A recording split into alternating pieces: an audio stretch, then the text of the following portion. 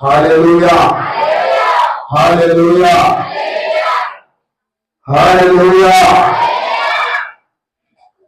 ప్రభునందు ప్రియమైనటువంటి సంఘమా, ప్రియమైన దేవుని బిడ్డలారా, మరి సపోజ్ క్రిస్మస్ ఆరాధన కొరకు నన్ను ఆహ్వానం చేసినటువంటి మరి మీ సంఘ స్థానిక సంఘ పాస్టర్ పాస్టర్ సల్మోనాయ్ గారికి, పాస్టర్ అమ్మ గారికి, ఆ కుటుంబం అంతటికి నేను వందనాలు తెలియజేస్తూ ఉన్నా. మరి ఈ సంఘంలో పాస్టర్ గారికి చేదోడు వాదోడుగా అన్ని విధాలుగా సహాయ సహకారాలు అందిస్తున్న అమ్మగారులకు, అయ్యగారులకు, యవ్వన బిడ్డలకు అందరికీ పేరు పేరున నేను వందనాలు తెలియజేస్తూ ఉన్నా. దేవుడు మిమ్మల్ని అందరినీ దీవించునుగాక. ప్రభునందు ప్రియమైనటువంటి దేవుని బిడ్డారా, అంతకంటే ప్రాముఖ్యంగా, అంతకంటే ప్రత్యేకంగా మనం గమనిస్తే నా జత పనివారు, వేదిక మీద ఉన్నటువంటి నా జత పనివారు, నా తోటి వారు ఇద్దరు దైవజనులకు ప్రత్యేకమైన వందనాలు నేను తెలియజేస్తూ ఉన్నాను. ఈరోజు ఒక ప్రత్యేకమైనటువంటి దినం. మానవ జీవితంలో, మనందరి జీవితంలో దేవుని బిడ్డలారా ఎంతో ప్రశస్తమైనటువంటి దినమని కూడా మనము జ్ఞాపకం చేసుకోవాలి. ఈ సపోజ్ క్రిస్మస్ యొక్క ఉద్దేశం ఏంటంటే ముందస్తు క్రిస్మస్ అంటాం. సపోజ్ క్రిస్మస్ అంటే ముందస్తు క్రిస్మస్ అంటే యేసు ప్రభు రాక కొరకు మనం ఏ రీతిగా సిద్ధపడాలి, యేసు ప్రభు రాక కొరకు మనమందరము ఏ రీతిగా సిద్ధపడాలి. వాస్తవంగా ఈ దినం నుంచి మనం గమనిస్తే అడ్వెంట్ ఋతువు అంటారు. ఈ కాలంను అడ్వెంట్ సీజన్ అంటాం. ఏమంటాం? Advent season. అడ్వెంట్ సీజన్ అంటే అర్థం ఏంటంటే క్రీస్తు రాక కాలము అని. క్రీస్తు రాక కాలము. మనకు క్రైస్తవ్యంలో 2 కాలాలు ప్రాముఖ్యమైనవి. క్రైస్తవ విశ్వాస జీవితంలో 2 కాలాలు మనకు విశిష్టమైనవి. ఏంటివి ఆ 2 కాలాలంటే, 1 lent season, 2 advent season. 1 lent season. Lent season అంటే శ్రమల కాలం. ఉపవాస ప్రార్థనలు చేస్తాం కదా 40 రోజులు. ఇది లెంట్ సీజన్ అంటే యేసు ప్రభు శ్రమల కాలం. అడ్వెంట్ సీజన్ అంటే యేసు ప్రభు రాక కాలం. యేసు ప్రభు రాక కాలం. అడ్వెంట్ అన్నటువంటి పదం అడ్వెంటస్ అన్నటువంటి లాటిన్ పదం నుంచి వచ్చింది. అడ్వెంటస్ అన్నటువంటి పదంలో నుంచి పరూసియా అన్నటువంటి గ్రీకు పదం వచ్చింది. పరూసియా అన్నటువంటి గ్రీకు పదంలో నుంచి కమింగ్ అనేటువంటి ఇంగ్లీష్ పదం వచ్చింది. ఇంగ్లీషులో కమింగ్ అనేటువంటి పదంలో నుంచి తెలుగులో క్రీస్తు రాక కాలం. హల్లెలూయా హల్లెలూయా హల్లెలూయా. క్రీస్తు రాక కొరకు మనమందరము ఎట్లా సిద్ధపడాలి అంతే కదా.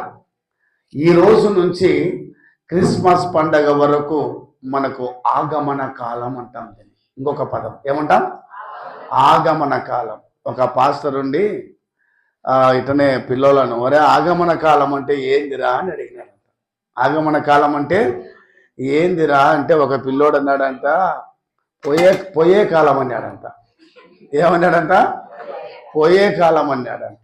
ఇంకొక పిల్లోని అడిగాడంట, ఆగమన కాలం అంటే ఏంటిరా అంటే, ఆగమన్నా ఆగే కాలం కాదయ్యా అన్నాడంట. ఆగమన్నా ఆగే కాలం కాదు ఇది అన్నాడు. ఇంకొక పిల్లోని అడిగితే ఏమన్నాడంటే, ఆగమన ప్లస్ కాలము, ఇకార సంధి ఉకార సంధి, ఇది సందుల కాలం అని చెప్పినాడంట. హల్లెలూయా హల్లెలూయా హల్లెలూయా. దేవుని బిడ్డలారా, క్రీస్తు రాక కాలం అడ్వెంట్ సీజన్ ఇది ఎంతో పవిత్రమైనటువంటి కాలం, పరిశుద్ధమైనటువంటి కాలం. లోక రక్షకుడైన యేసు ప్రభు ఈ లోకానికి వస్తున్న కాలం. వచ్చినాడు, 2000 సంవత్సరాల క్రితమే ఈ లోకానికి మన కొరకు వచ్చాడు. దానిని మనం పురస్కరించుకొని ప్రతి దినం, ప్రతి సంవత్సరం ఈ నవంబరు చివరి వారం నుంచి డిసెంబర్ 25 వరకు ఈ 4 వారాలు, ఈ నెల రోజులను అడ్వెంట్ సీజన్గా అనగా క్రీస్తు ప్రభు రాక కాలముగా మనమందరము ప్రార్థన పూర్వకంగా చెప్పండి, సిద్ధపడాలి. హల్లెలూయా. మీకు ఒక 2 ఉదాహరణలు మేము ముందర ఉంచాలని ఆశిస్తున్నాను. ఉదాహరణకు మరి దేవుని బిడ్డలారా, మరి ఒక ఉన్నతమైనటువంటి హోదాలో, ఉన్నతమైనటువంటి అధికారంలో ఉన్నటువంటి ఒక వ్యక్తి మన ఊరికి వస్తున్నాడు. ఊర్లో ఉండే ప్రజలు ఎట్లా సిద్ధపడతారు? ఉదాహరణకు మన ప్రధానమంత్రి తొలమడుగు వస్తున్నాడు, ఎట్లా సిద్ధపడతారు కదా? ఎట్లా సిద్ధపడతామంటే ఊరంతా శుభ్రం చేస్తాం, ఊరినంతా శుభ్రం చేస్తాం, ఎక్కడ మురికి మలినం కనపరాకుండా చేస్తాం. బిల్ క్లింటన్ అంట హైదరాబాద్ విజిటింగ్ వచ్చినప్పుడు హైదరాబాద్లో ఒక బిచ్చగాని లేకుండా మాయం చేసినారంట ఒక్కరోజు. ఎందుకు? ఆయన వచ్చినప్పుడు ఇటు పేదవాడు భిక్షగాడు కనపడితే ఈ అధికారులకు వాళ్ళకి ఇబ్బంది, అవమానమని ఒక్కరోజు హైదరాబాదులో బెగ్గర్స్ అందరినీ, స్లమ్ ఏరియాలో ఉన్న వాళ్ళందరినీ ఎక్కడో ఊరు బయటికి తోలినారంట. అటువంటి లోకంలో, కాలంలో మనం జీవిస్తున్నాం. దేవుని బిడ్డలారా, యేసు అంటే రక్షకుడు. ఎవరికి రక్షకుడు ఆయన? ఎవరికి రక్షకుడు ఆయన? అందరికీ రక్షకుడు. నీకు, నాకు, మనందరికీ రక్షకుడు. ఇంకా ఎవరికి రక్షకుడు ఆయన? పాపుల రక్షకుడు ఆయన. ఎవరికి రక్షకుడు? పాపుల రక్షకుడు ఆయన. బీదల రక్షకుడు ఆయన, పేదల రక్షకుడు ఆయన, దీనుల రక్షకుడు ఆయన. హల్లెలూయా. ఒక ప్రధానమంత్రి మరి దేవుని బిడ్డలారా ఒక స్థలానికి వస్తూ ఉన్నటువంటి సందర్భంలో ఎట్లా సిద్ధపడతారు? ఆ స్థలం అంతా శుభ్రంగా చేస్తారు. ఎందుకు? ఆ హోదాకు తగినటువంటి రీతిగానే మనం సిద్ధపడతాం, మన ఊరు సిద్ధం చేసుకుంటాం. ఇది ఒక రకం సిద్ధపాటు. ఇది లోక సంబంధమైనది. అంత మాత్రమే కాదు, మన ఇంటికే, మన ఊరు అయిపోయింది, ఇంకా మన ఊరు అయిపోయింది. మన ఇంటికే అత్యంత ప్రియమైన వాళ్ళు. ఎటువంటి వాళ్ళు? అత్యంత ప్రియమైన వాళ్ళు మన ఇంటికే వస్తున్నారు. వాళ్ళు ఎప్పుడూ రాలే మన ఇంటికి, ఇదే మొదటిసారి, ఎప్పుడూ రాలే. అత్యంత ప్రియమైనటువంటి వాళ్ళు, అది కూడా కొన్ని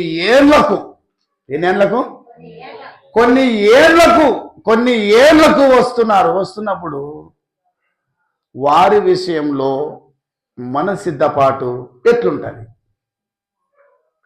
మీరే చెప్పాలి. 1, 2, 3 ఆన్సర్లు కరెక్టే చెప్తారు అక్క. బాధ్యతగా ఉండాలి కదా. ఇంకా ఎవరు మా చెప్పింది? తగినట్లు ఉండాలి. ఇంకా చక్కని ఆన్సర్లు చెప్పండి. ఎట్లా చేస్తే వాళ్ళకు కంఫర్టబుల్గా ఉంటుంది? ఆహార విషయం కావచ్చు, మరి ఏదైనా వసతుల విషయం కావచ్చు, వాళ్లకు తగ్గట్టే అంతే కదా. ఎన్నో ప్రణాళికలు వేసుకొని మరి దేవుని బిడ్డలారా వారు ఏం కోరుకుంటారో, ఏ కంఫర్ట్ కోరుకుంటారో ఆ కంఫర్ట్కు తగినట్టుగానే మనము ఈ లోక సంబంధమైనటువంటి వ్యక్తుల విషయంలోనే ఈ కంఫర్టులు, ఈ విధానాలు, ఇవన్నీ మనం కలిగి జీవిస్తున్నాం. హల్లెలూయా, హల్లెలూయా, హల్లెలూయా కదా. ప్రధానమంత్రి వస్తున్నాడంటే ఒక రకం, మన ఇంటికే ఒక వ్యక్తులు మరి వస్తున్నారంటే మరొక రకం. అయితే నీ కొరకు, నా కొరకు, మనందరి కొరకు పరమును విడిచి, దివిని విడిచి, భువికి మన మధ్యకు వస్తున్నటువంటి యేసయ్య కోసం ఇంకా ఎట్లా మనం సిద్ధపాటు కలిగి ఉండాలి? హల్లెలూయా. ఎటువంటి సిద్ధపాటు కలిగి ఉండాలి? సపోజ్ క్రిస్మస్లు వస్తున్నాయి, పోతున్నాయి. క్రిస్మస్ పండుగలు వస్తున్నాయి, పోతున్నాయి.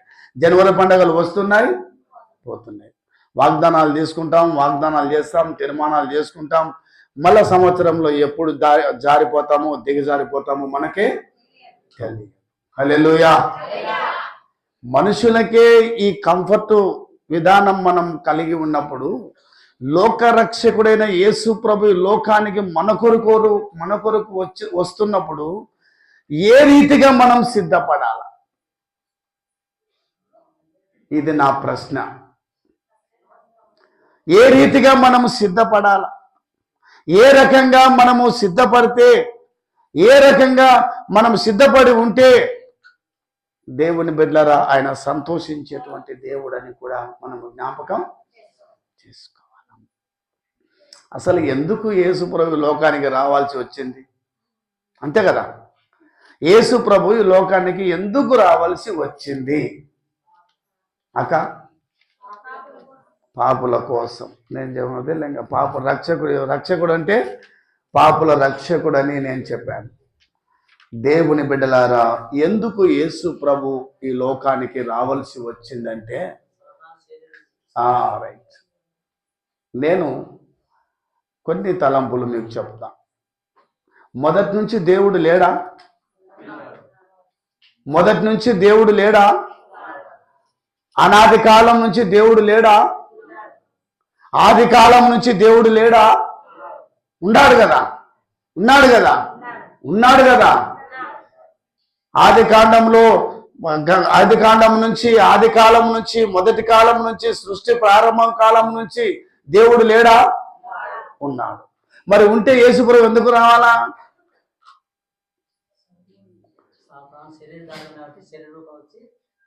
అట్లా కదా. హల్లెలూయా. మొదటి నుంచి దేవుడున్నాడు. దేవుడున్నాడని మనం ఎట్లా తెలుసుకుంటాం బైబిల్లో? ఎట్లా తెలుసుకుంటాం బైబిల్లో దేవుడున్నాడంటే? దేవుని బిడ్డలారా, మనం గమనించాలా. ఇశ్రాయేలుల జీవితంలో మనం ఆలోచన చేస్తే వారు ఒక మందసాన్ని తయారు చేసుకునేవాళ్ళు. తయారు చేసుకునేవాళ్ళు? మందసం, దేవుని మందసం. ఆ మందసంలో ఏముంటాయి? 10 ఆజ్ఞలు, అహరోను కర్ర, మన్నా పాత్ర కదా. ఈ 3 ఉంటాయి. వాళ్ళ విశ్వాసం ఏంది? ఇశ్రాయేలుల విశ్వాసం ఏంది?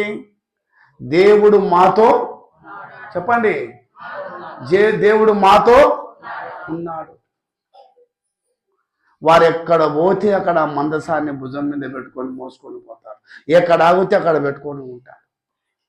అనాది కాలం నుంచి, ప్రారంభ కాలం నుంచి, పూర్వకాలం నుంచి, ప్రాచీన కాలం నుంచి దేవుడు మనుషులతో ఉన్నాడు. దేవుడు మనుషులతో ఉన్నాడు. మండుచున్న పొదలో నుంచి మోసేతో దేవుడు మాట్లాడలేదా? మరి అనేక మంది రాజులతో దేవుడు మాట్లాడలేదా? అనేక మంది న్యాయాధిపతులతో దేవుడు మాట్లాడలేదా? అనేక మంది ప్రవక్తలతో దేవుడు మాట్లాడలేదా? చెప్పండి. మాట్లాడుతూ వచ్చినాడు. ఆయన మాట్లాడకుండా మౌనంగా లేడు. దేవుని బిడ్డలారా, ఆయన మాట్లాడుతూ వచ్చినాడు. ప్రతి సందర్భంలో తన బిడ్డలతో దేవుడు మాట్లాడుతూ వచ్చినాడు. ఎంత మాట్లాడుతూ వచ్చినా కూడా దేవునికి ఎడముగానే ప్రజలు బ్రతుకుతా వచ్చినారు. హల్లెలూయా, హల్లెలూయా, హల్లెలూయా. దేవుడు ఆది నుంచి మనుషులతో మాట్లాడుతూ ఉన్నప్పటికీ కూడా మనిషి మాత్రము దేవునికి ఎడమైపోతూనే ఉన్నాడు. హల్లెలూయా. ఇటువంటి పరిస్థితి, ఆ ఎడం, ఆ దూరం, ఆ ఎడబాటు, ఆ ఎడబాటు ఎంత దూరం అంటే తిరిగి మానవుడు దేవుణ్ణి కలుసుకోలేనంత ఎడమైపోయింది. హల్లెలూయా. తిరిగి మానవుడు దేవుణ్ణి కలుసుకోలేనంత దూరం అయిపోయింది, ఎడమైపోయింది. కారణం ఏంటంటే ఈరోజే సిఎస్ఐ ఆల్మానిక్లో నేను మలాకి గ్రంథం గురించి వాక్యం చెప్పాను. కారణం ఏంటంటే మలాకి గ్రంథం పాత నిబంధన గ్రంథంలో, చెప్పండి, మలాకి గ్రంథం అనేది పాత నిబంధన గ్రంథంలో మొదటి గ్రంథమా, మధ్య గ్రంథమా, చివరి గ్రంథమా? కదా, లాస్ట్. వెరీ గుడ్ కదా, చివరి గ్రంథం. చివరి ప్రవక్త, చిన్న ప్రవక్తలలో చివరి ప్రవక్త ఎవరు? మలాకి. మలాకి అంటే అర్థం ఏంటంటే మెసెంజర్. మలాకి అంటే అర్థం మెసెంజర్. మెసెంజర్ అంటే అర్థం ఏంటంటే వార్తాహరుడు అంటే వార్తను అందించేవాడు. ఎవరి వార్తను? దేవుని వార్తలను, దేవుని మాటలను అందించేవాడు ప్రజలకు. ఎట్లా అందించాలా? మనము సాధారణంగా మనుషులమైన మనము ఒక మాట ఏదన్నా నీకు చెప్పి ఆ అన్నకు చెప్పు, ఆ ఎక్కకు చెప్పు అంటే ఆ చెప్పే దాంట్లోనే ఒక పదమో, ఒక మాట, ఒక లైన్ ఎక్కువ తక్కువ ఉంటుంది. అది మీందుకు వచ్చాదో ఎట్టొచ్చాదో తెలియదు. నిజమే కదా?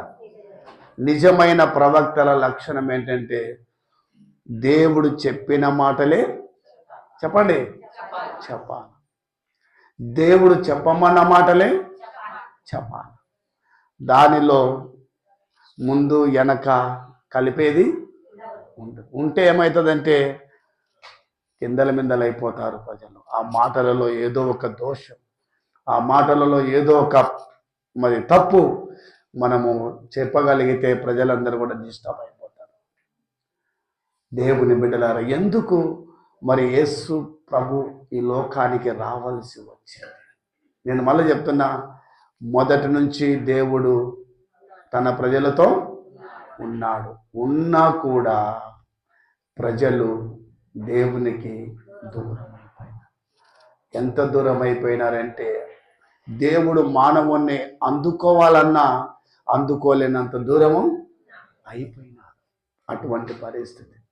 ఆ మలాకి గ్రంథంలో, చివరి గ్రంథంలో ఈ యూదా ప్రజల, ఇశ్రాయేలుల ప్రజల జీవితాలను ఒకసారి మనము ఆలోచన చేస్తే, దేవుని బిడ్డలారా, ఇశ్రాయేలుల ప్రజల జీవితాలను ఒకసారి మనం గమనిస్తే, దేవుడు ప్రవక్త ద్వారా ఒక పిలుపునిస్తున్నాడు వాళ్ళకు. ఏం పిలుపునిస్తున్నాడంటే, ఇకనైనా వారు నా వైపు తిరిగి ప్రార్థనాపూర్వకంగా జీవించమని చెప్పు. ఎట్లున్నారు ఆనాడు ప్రజలంటే, దేవుని బిడ్డలారా, ఎట్లున్నారు ఆనాడు ప్రజలంటే, ఒకటి అపవిత్రమైనటువంటి జీవితాలు కలిగి ఉన్నారు. అపవిత్రమైనటువంటి జీవితాలు అంటే ఒక మాటలో చెప్పాలంటే, తెలుగులో ఒక సామెత ఉంది, ఎవరికి వారే. ఇంకొక పదం చెప్పక, అబ్బా ఎవరు మా మాట అనేది? నువ్వే. రైట్. ఎవరికి వారే యమునా తీరు. మన సంసార జీవితాలలో, మన కుటుంబ జీవితాలలో కూడా నీ దారి నీది, నా దారి నాది, పిల్లదారి పిల్లది, తల్లిదారి తల్లిది, తండ్రిదారి తండ్రిది అయితే ఆ ఇండ్లు, ఆ కుటుంబం, ఆ సంసారము వృద్ధిలోకి వస్తుందా? చెప్పండి, రాదు. ఎవరికి వారే యమునా తీరు అన్నట్లు దేవుని బిడ్డలారా, ఎవరికి, ఒక మాటలో చెప్తున్నా నేను, ఎవరికి దేవుడన్న భయం లేదు. ఏ కాలంలో? మలాకి ప్రవక్త కాలం, ఆయన ప్రవక్త కాలం అయిపోతే వీళ్ళ జీవితాలు చీకట్లోకి పోతాయి. ఇంకా మలాకి గ్రంథానికి, మత్తయి సువార్తకు మధ్యన 400 సంవత్సరాలు పాస్టర్ లేడు, ప్రవక్త లేడు, నాయకుడు లేడు, రాజు లేడు. ప్రజలందరూ కూడా చీకట్లో కూర్చున్నారు. ప్రజలందరినీ కూడా మరణఛాయలు కమ్ముకొని ఉన్నాయి. అటువంటి రోజుల్లోకి పోతున్నారు ఇప్పుడు. హల్లెలూయా. దేవుని బిడ్డలారా, ఎవరికి వారే, ఎవరికి కూడా దేవుడన్నా భయం లేదు, దేవుని మాటలన్నా భయం లేదు, ధర్మశాస్త్రం అన్నా భయం లేదు. ఇటువంటి పరిస్థితులలో జీవిస్తున్నప్పుడు మలాకి ప్రవక్త ద్వారా చివరి అధ్యాయం, చివరి ప్రవక్త, చివరి మాటలు మనం అంటాం చూడు, చెప్పి చెప్పి చెప్పి మా మాటలు వెనకపాయక్క, అందుకే ఇట్ అయిపోయా. చెప్పి చెప్పి చెప్పి మా మాట వెనకపోయా, మా అందుకే ఈ పిల్ల ఇట్ అయిపోయా. ఇవి లేవు అనుభవాలు మన జీవితంలో. ఇదే పరిస్థితి వీళ్ళది కూడా. దేవుని బిడ్డలారా, ఎవరికి కూడా దేవుడు అంటే భయం లేదు, దేవుని మాటలు అంటే భయం లేదు, ధర్మశాస్త్రం అంటే భయం లేదు. భయము లేని బతుకులు బతుకుతున్నారు, అపవిత్రత కలిగి. ఎట్లా పడితే అట్లా ఆ బలిపీఠం దగ్గరికి వస్తానా. నేను ఒక ఊర్లో పెళ్లి చేయనికి పోయినా, ఈ తాడిపత్రి ప్రాంతంలోనే ఒక ఊరికి. ఫుల్లుగా దాగి వచ్చినాడు ఒక అయ్యప్ప, సంఘ పెద్ద. నా పక్కనే తిరుగుతున్నాడు, కూర్చున్నాడు. అన్నా పెళ్ళాంకరు అంత బయట కూర్చున్నట్టే, ఇది మా చర్చి, మా ఊరు అంటారు. బైబిల్లో ఒక వాక్యం ఉంది, ఆ అజ్ఞాన కాలం ముందు దేవుడు చూసి చూడనట్టున్నాడంట, కానీ ఇప్పుడు మాత్రం దెబ్బలు పడతాయి అంతేగా. దారి తప్పినామంటే, వంకర జీవితం జీవించినామంటే తప్పనిసరిగా దేవుడు దెబ్బ వేస్తాడు అంతే. ఆ అజ్ఞాన కాలం ముందు దేవుడు చూసి చూడనట్టున్నాడంట. ఇప్పుడు ఎట్లా చూస్తాడు దేవుడు? పరిశీలించి చూస్తాడు, పరిశోధించి చూస్తాడు, పరీక్షించి చూస్తాడు. హల్లెలూయా. మలాకి గ్రంథంలో మనం చూస్తే అందరూ అపవిత్రమైనటువంటి వారుగా జీవిస్తారు. రెండవ మాట మనం ఆలోచన చేస్తే, ఆ చివరి గ్రంథంలో ఇశ్రాయేలుల ప్రజలు, యూదా ప్రజల స్థితి ఎట్లుందంటే హేయ క్రియలు జరిగించేవారుగా ఉన్నారు. హల్లెలూయా. ఏం జరిగించేవారుగా చెప్పండి? హేయ క్రియలు అంటే వ్యభిచార మనస్సు, వ్యభిచార జీవితాలు. నేను ఒక మాట చెప్తా, విచ్చలవిడిగా జీవిస్తున్నారు అక్కడ. ఎట్లా? విచ్చలవిడిగా. ఇశ్రాయేల్ జనాంగం అంటే, యూదా జనాంగం అంటే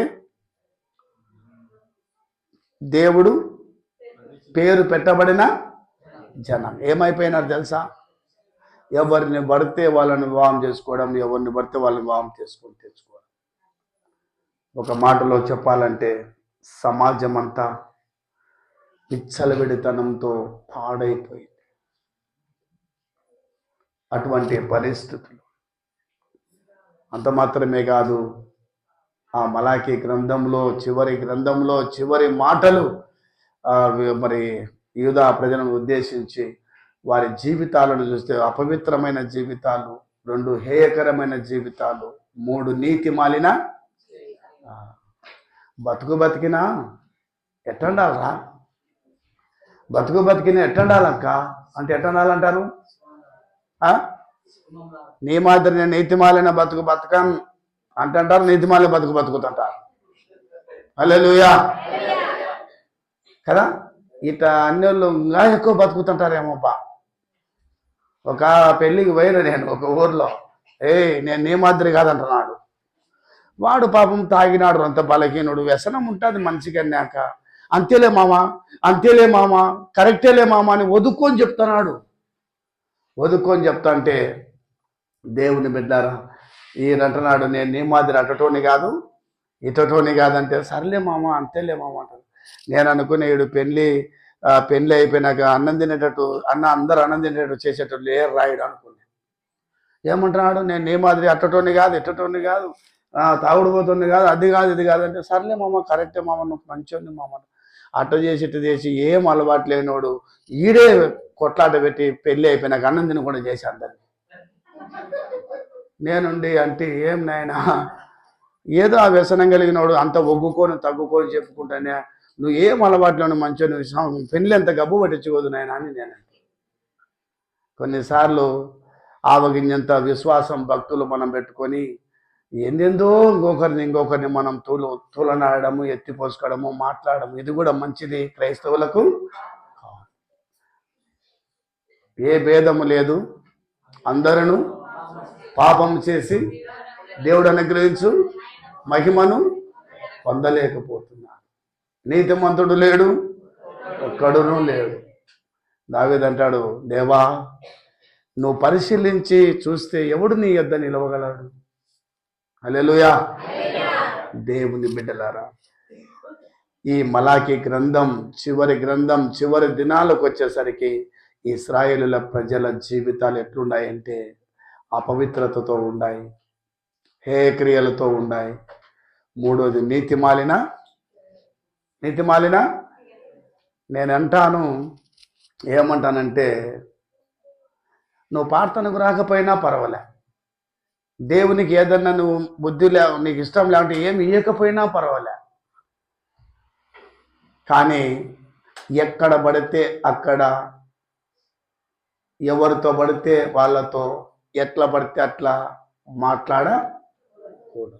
జాగ్రత్త. వీళ్ళు ఏం నేర్చుకున్నారంటే ఇశ్రాయేలీయులు దేవుని మీదనే తిరగబడి మాట్లాడేది నేర్చుకున్నారు. దేవుని మీదనే తిరగబడి మాట్లాడేది నేర్చుకున్నారు. ప్రియమైనటువంటి దేవుని బిడ్డలారా, ఇటువంటి పరిస్థితులు మలాకి గ్రంథం తర్వాత వీళ్లకు పాస్టరు లేడు, ప్రవక్త లేడు, నాయకుడు లేడు. చెప్పండి. న్యాయాధిపతులు, రాజులు ఎవ్వరు లేరు. ఎన్ని సంవత్సరాలు? 400 సంవత్సరాలు. ఈ 400 సంవత్సరాలకు 4 యుగాలు దాటిపోయినాయి. ఎన్ని యుగాలు? 4 యుగాలు దాటిపోయినాయి. 4 రాజ్యాల పరిపాలన కింద వీళ్ళు నలిగిపోయినారు. 4 రాజ్యాల రాజుల పరిపాలన కింద వీళ్ళు నలిగిపోయినారు. హింసలకు గురైనారు, బాధలకు గురైనారు, వేదనలకు గురైనారు. దేవుని బిడ్డలారా, మొట్టమొదటిగా మనం గమనించినప్పుడు క్రీస్తు పూర్వం 450 నుంచి 330 వరకు పర్షియా పరిపాలనలో జీవించినారు. ఎవరు? ఇశ్రాయేలు. పర్షియా పరిపాలనలో జీవించినారు. ఈ కాలంలో దేవుని బిడ్డలారా రోంత పర్వాలే. ఎవరికి? ఇశ్రాయేలు. రోంత పర్వాలే అంటే కొంత పర్వాలే అంటే ఏంటి? కొద్దిగా మత స్వేచ్ఛ ఉంది. అంతో ఇంతో దేవుడా, తండ్రి, ప్రభువా అని వేడుకోవడానికి అవకాశం ఉంది. ఇప్పుడు మనకేమన్నా ఆటంకాలు ఉన్నాయా? చెప్పండి. ఏ ఆటంకాలు లేవు. మనం ఏ రాజుల పరిపాలనలో లేము. స్వేచ్ఛగా, స్వతంత్రంగా దేవునికి ఏ క్షణమైనా, ఏ దినమైనా, ఏ గడి అయినా మనం నిర్భయంగా మొరపెట్టుకోవచ్చు. హల్లెలూయా. ఎవరైనా ఆటంకం చేసేటోళ్ళు ఉన్నారా? ఎవరూ లేరు. 1 పర్షియా కాలం, 2 హెలెనీయుల కాలం. 4 కాలాలు చెప్తుండ నేను. యేసు ప్రభు పుట్టుకకు ముందు ఇశ్రాయేలుల ప్రజలు 400 సంవత్సరాలు చీకటిలో, మరణ ఛాయలో, ఆందోళనలో, ఆక్రందనలో, ఆవేదనలో, అగసాట్లలో వాళ్ళు జీవిస్తూ వచ్చినారు. హల్లెలూయా. మొదటిది పర్షియా కాలంలో వాళ్ళు జీవించినారు. 2వది హెలెనీయుల కాలం, 3వది హస్మోనీయుల కాలం, 4వది రోమియుల కాలం. 4వది యేసు ప్రభు ఎవరి కాలంలో పుట్టినాడు? చెప్పండి.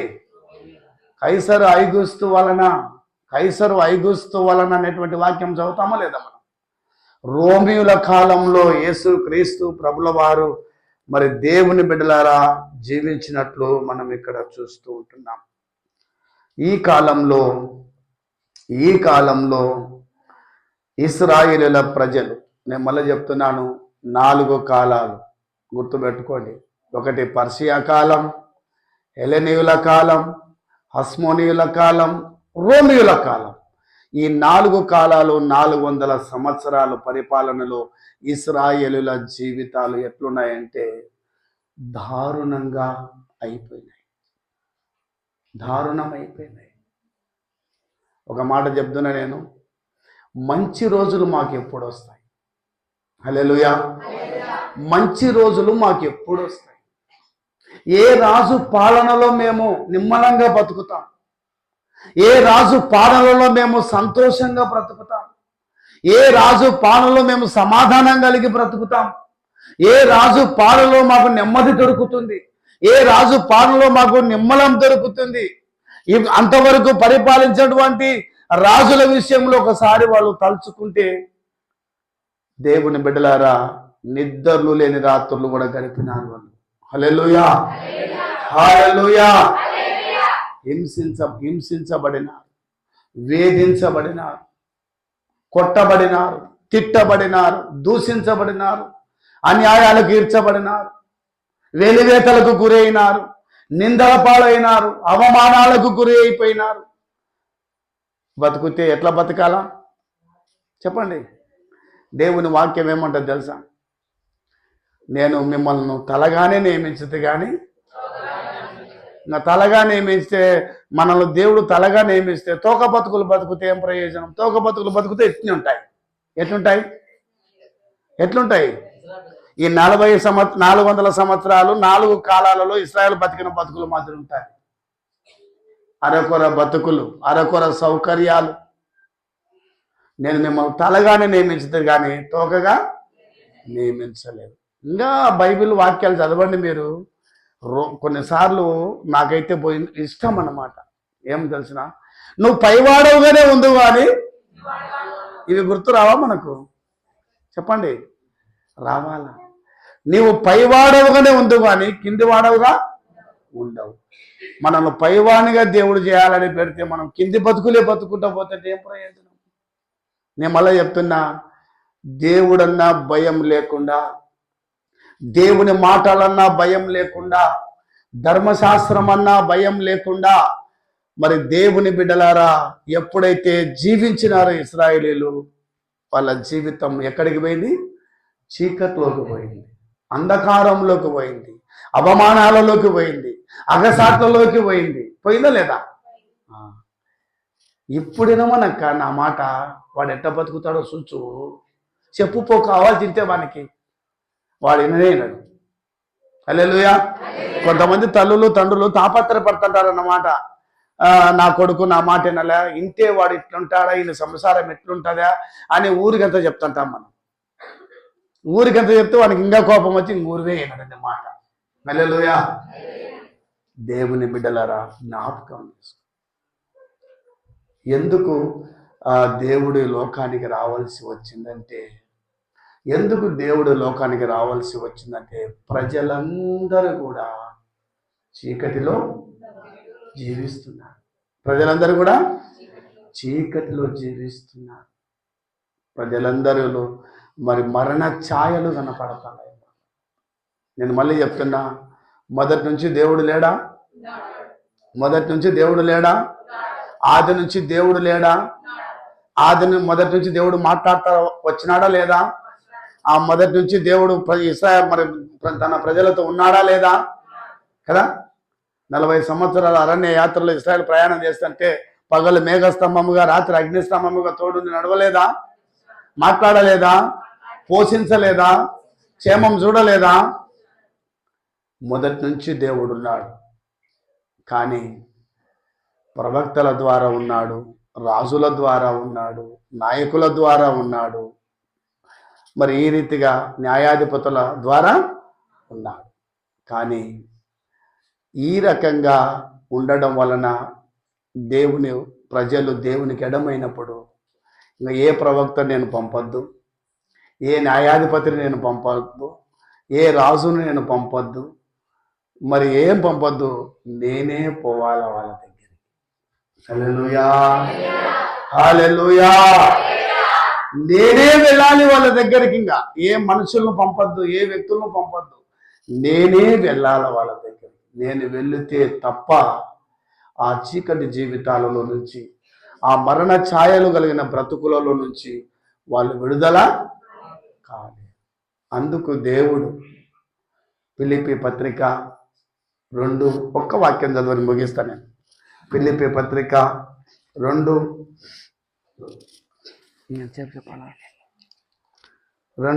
2:7 మనుషుల పోలికగా పుట్టి దాసుని స్వరూపము ధరించి తన్ను తానే రిక్తునిగా చేసుకుని. కొన్నిసార్లు మనము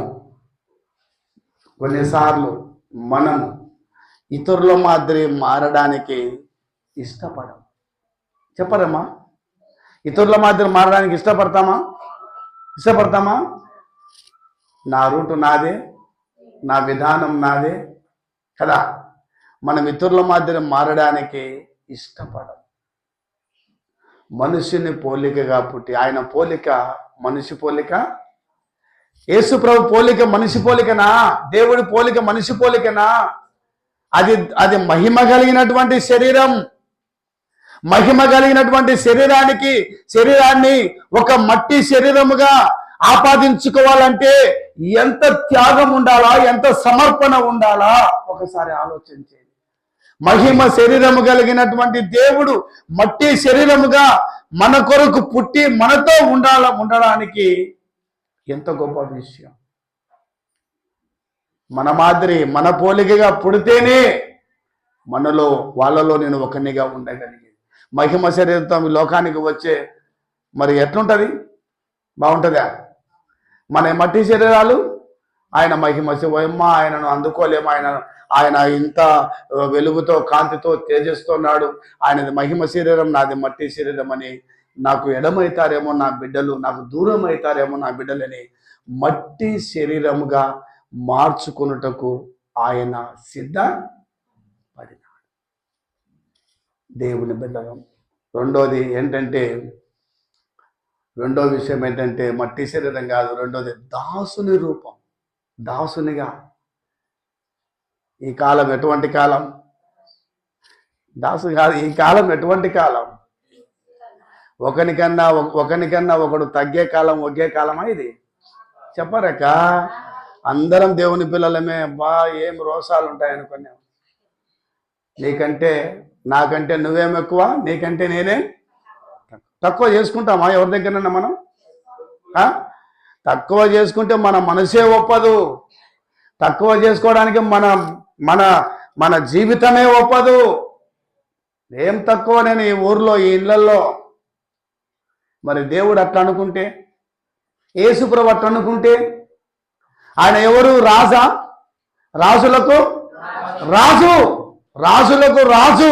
కెరూబులు సెరూబుల మధ్య, దూతల మధ్య నిత్యము సింహాసనాసీనుడై కూర్చొని ఆరాధింపబడుతున్న యేసయ్య. అటువంటి ఒక గొప్ప ఆధిక్యతలో, హోదాలో, స్థాయిలో, స్థానములో ఉన్నటువంటి దేవుడు దాసునిగా నీ కొరకు, నా కొరకు పుట్టడానికి ఆయన చెప్పరక ఇష్టపడ్డాడు. మనం ఇష్టపడతామా? కొన్ని వదులుకోవడానికి ఇష్టపడతామా? మూడవదిగా మనం చూస్తే తన్ను తాను రిక్తునిగా అంటే తనకు ఏ ఆధిక్యతలు ఉన్నాయో, ఏ ఘనతలు ఉన్నాయో, ఏ గొప్ప స్థాయిలు ఉన్నాయో, ఏ గొప్ప స్థానాలు ఉన్నాయో అన్నీ తీసి పక్కన చెప్పరక పెట్టినాడు. అన్నీ తీసి పక్కన పెట్టినాడు. ఎందుకు ఆయన రావాల్సి వచ్చిందంటే, దేవుని బిడ్డలని చెప్తున్నా, ఆది నుంచి దేవుడు ప్రజలతో ఉన్నాడు, మాట్లాడుతున్నాడు. కానీ యేసు ప్రభు మరి తన కుమారుని ఆయన పంపించేటువంటి దానిలో కలిగిన ఉద్దేశము, మర్మం ఏంటంటే, ఆయనే ఈ లోకానికి రావాల. ఎవరిని పంపించినా అక్కడ ఏమేను పెద్దగా కనిపించడం. ఆయనే ఒక నరునిగా ఈ లోకానికి వచ్చి, మన కొరకు ఈ లోకానికి వచ్చి, మన కొరకు ఈ లోకంలో ఎక్కడ జన్మించినాడు? పశువుల సత్రములో వారికి స్థలము లేనందున ఆయన పశువుల పాకలో, పశువుల తొట్టిలో పరుండబెట్టినాడు. ఉన్నతమైన స్థలాలలో ఆయన పుడితే, ఉన్నతమైన కుటుంబాలలో ఆయన పుడితే, ఉన్నతమైన మరి ప్రాంతంలో ఆయన జన్మిస్తే అందరూ ఆయన్ను దర్శనం చేసుకునే భాగ్యం చెప్పరేక ఉండదేమో అని. అంతే కదా. ఇప్పుడు ఈ లోకానికి రాజుగా వస్తున్న ప్రభువు ఒక రాజ మందిరంలో, రాజనగర్లో, అంతఃపురంలో పుడితే అంతఃపురంలోకి నీలాంటి నాలాంటి బీద సాధపోతామా? బయట నుంచి చూడాల్సిందే. ఎట్టనాడమ్మా పిల్లోడు, ఎట్టనాడమ్మా పిల్లోడు ఊరికి అడగాల్సిందే. నువ్వు నేను దగ్గరికి పోతామా? పోలేదు. ఎందుకు ఆయన ఈ లోకానికి రాగలిగినంటే అందరూ ఆయన్ను దర్శించుటకు, అందరూ ఆయన దగ్గరికి వచ్చుటకు, అన్ని విధాలుగా అనుకూలంగా ఉండడానికి తన్ను తాను సమస్తం సిద్ధం చేసుకొని లోకానికి మన కొరకు వచ్చినాడు. హల్లెలూయా. దేవుని బిడ్డలారా, నాకు ఆ స్థలం కూడా ఒకసారి మనం చూడాలి. పశువుల పాక. యేసు ప్రభు, ముగిస్తున్నా నేను ఒక 5 నిమిషాలుగా. యేసు ప్రభు రాకముందు పశువుల పాక ఎట్లుండేది, యేసు ప్రభు వచ్చినాక పశువుల పాక ఎట్లుండేది? 2 తలంపులు. ఎట్లుండేది? యేసు ప్రభు ఆ పశువుల పాకలో పశువులతో మరి ఆయన మరి అక్కడ తీసుకురాకముందు, అక్కడికి రాకముందు ఆ పశువుల పాక ఎట్లుండేది? ఎట్లుంటుంది పశువుల పాక? చూసినారా మన పల్లెటూరు? మనం బాగా తోలమడుగు మన పల్లెలు అంటే మనకు తెలుసు. బరగొడ్ల దొడ్డి ఎట్లుంటుంది, ఎద్దల దొడ్డి ఎట్లుంటుంది. ఇప్పుడు ఫ్యాషన్లు అయిపోయినాయి, వలలు వచ్చినాయి, ఫ్యాన్లు వచ్చినాయి, నెట్లు వచ్చినాయి. మంచికి ఈగ గడిచిన పర్వాలే, బరగొడ్డుకి ఎద్దుకు గడచకూడదు. ఇప్పుడు అట్టగా పాడుకునేటోళ్ళు కూడా ఉన్నారు ఇప్పుడు. హల్లెలూయా. ఎంత మంచోళ్ళు అనుకున్నాం. అది ఒక అపరిశుభ్రమైన స్థలం. యేసు రాకముందు అది ఒక అపరిశుభ్రమైన స్థలం. రెండోది అసౌకర్యాలతో కూడిన స్థలం. ప్రభు వచ్చిన తర్వాత, ప్రభు రాకముందు ఆ స్థలం చీకటితో ఉండేది. ప్రభు రాకముందు చీకటితో ఉండేది ఆ పశువుల పాక.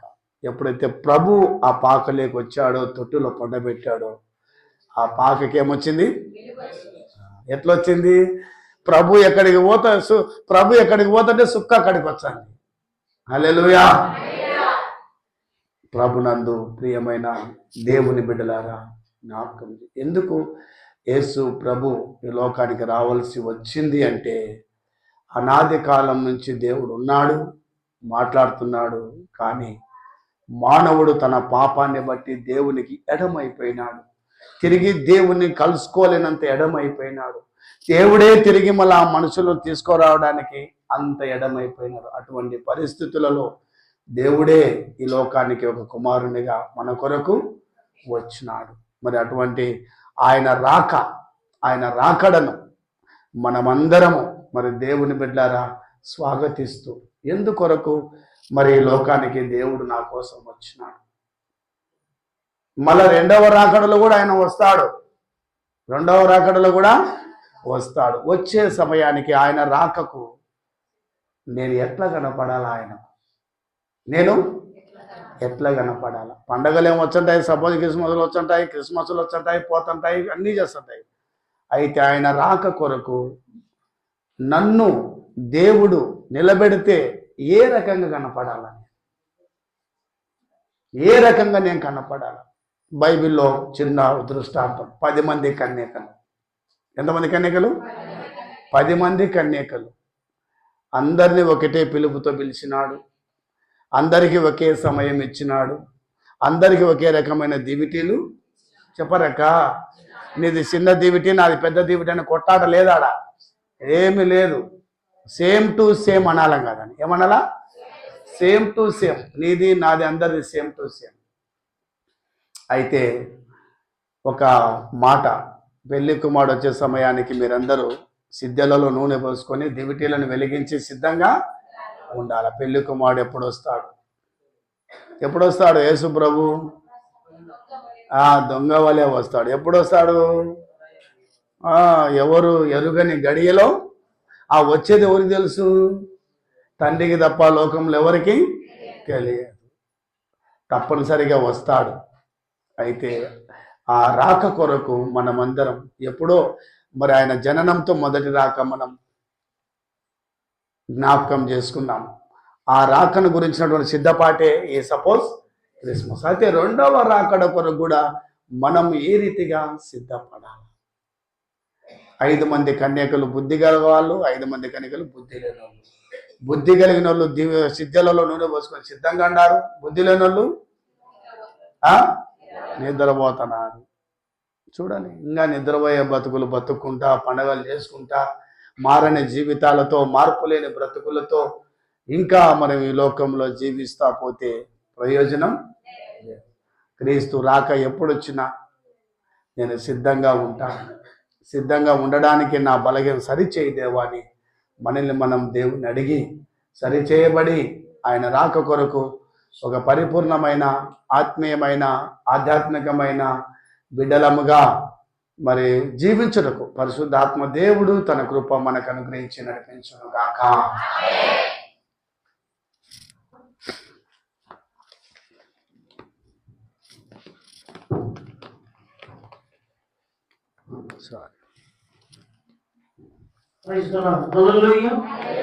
యేసు ప్రభు దేవునికి మహిమ కలుగును గాక.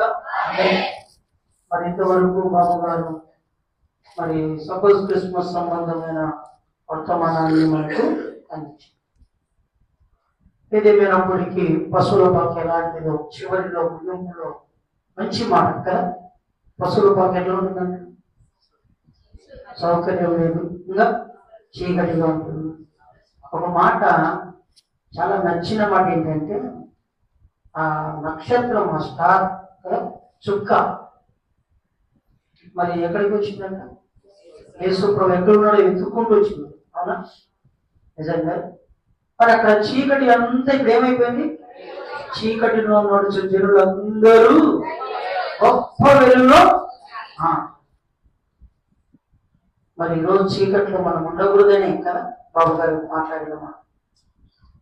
మరి క్రైస్తవులంగా ఉంటున్నాం, మేము బిడలంగా ఉంటున్నాం. మనలో కొద్దిగా మార్పు పడేది రావాలి. ఏమేమి పోతున్నాయి మన ముందు? క్రిస్మస్లు పోతున్నాయి. ఏంటేమి పోతున్నాయి? సపోజ్ క్రిస్మస్లు పోతున్నాయి, గుడ్ ఫ్రైడేలు పోతున్నాయి, ఈస్టర్లు పోతున్నాయి, వాగ్దానం రోజు కూడా ఏంటి కొత్త సంవత్సరం అవి ఎన్ని పోతున్నాయి? ఇన్ని పోతున్నాయి. కానీ ఏది పోలే? మనసు పాత జీవితం పోలే. అట్లే ఉంది మన జీవితంలో. పాత జీవితాన్ని ఏం చేయాలి? భూస్థాపం చేయాలి. మరి మంచి మాట కదా. ఏదైనప్పటికీ ఈరోజు చీకట్లో ఉన్న వాళ్ళందరూ వెలుగులోకి రావాలన్నది ఆయన యొక్క ఉద్దేశం. ఎవరి ఉద్దేశం? యేసుక్రీస్తు ప్రభుల వారి యొక్క. యేసు ప్రభు పుట్టుక గురించి మనం చక్కగా మరి ఎవరి తరంలో ఉన్నాడంటే వేసుకోవాలి. రోమిలో కాదు. మంచి మాటలు మరి అయ్య గారు, బాబు గారు మంచి మాటలు మనకి ఈరోజు అందించినాడు. ఒకసారి బాబు గారికి ఆయన ఇచ్చినా కదా. సరే,